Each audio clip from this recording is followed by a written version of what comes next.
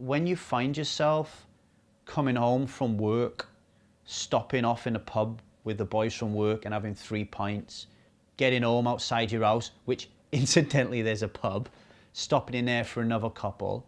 And if you ask any of my mates from that era, if I had a problem drinking, they'd say no, because they all drink just as much, if not more, as I did.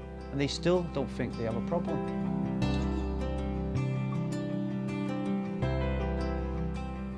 I was once a happy little lad kicking a football around in Manchester.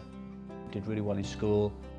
My father decided that he wanted to move to Ogmore Valley in Wales, which is a little mining town of 3,000 people.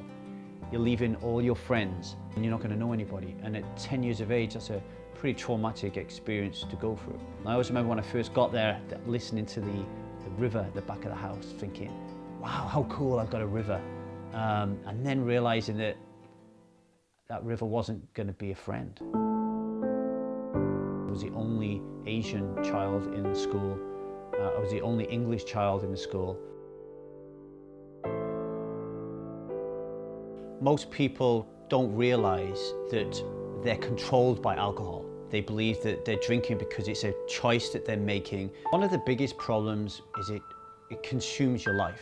You don't think you can do anything positive without it. Who has a social experience without drinking alcohol? My name is Lee Davey. I am not an alcoholic and I refuse to be anonymous. I found myself at 14 years of age veering towards an intense desire to be cool. If you wanted to be cool, you got the girls, everybody liked you, but you had to smoke, you had to drink, you had to take drugs. That was just the way it was. I was always the one who would do something first. Like I was the daredevil, you know? So I would always drink more than everybody else. All you wanted to do from as early as I could remember in Ogmore Vale was get a girlfriend, have sex, and drink alcohol. That's like all we wanted to do. I was destined to go places as a footballer, and before you know it, I'm 16 years of age, I can't even get around the pitch. I'm 18 years of age, I'm coming off smoking cigarettes at half time. I met my first wife. She wasn't a drinker, she wasn't a smoker, she didn't take drugs.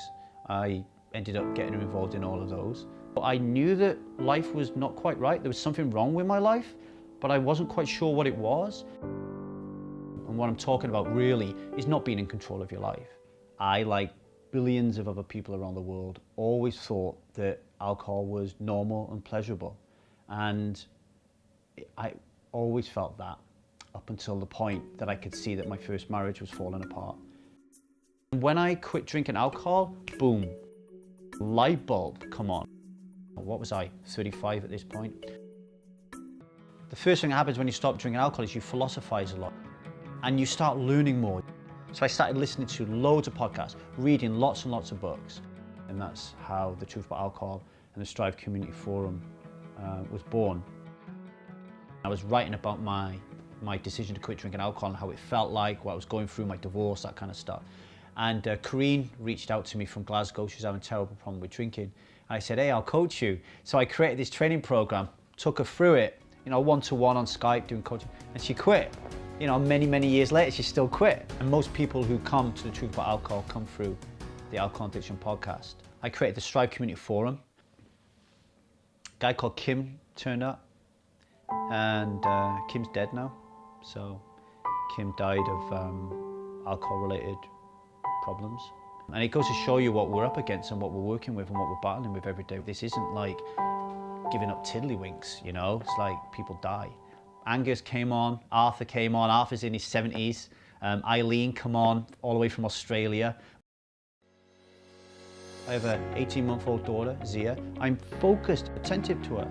My son now, Jude, who is 17, when I spend time with him, 100% attentive to him. I'm engaged, I'm reading with them, I'm colouring with them, I'm playing with them, I'm rolling around, I'm really, really enjoying it. It's only when you're there and you're doing it that you realise how much you missed out of when you were drinking. We have to be role models. We have to give our children another way out.